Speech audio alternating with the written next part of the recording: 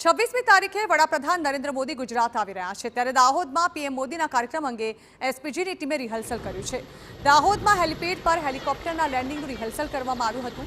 Operation સિંદૂર બાદ પ્રધાનમંત્રી મોદી પ્રથમવાર ગુજરાતની મુલાકાતે આવી રહ્યા છે ત્યારે એસપીજીની ટીમે રિહર્સલ કરીને સુરક્ષા અંગે સમીક્ષા કરી।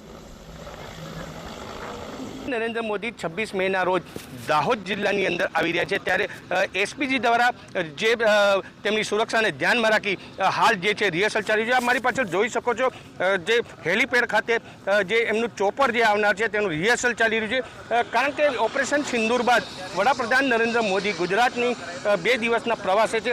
અનેક દાહોદથી વિકાસના જે કામો છે તેનું લોકાર્પણ કરનાર છે।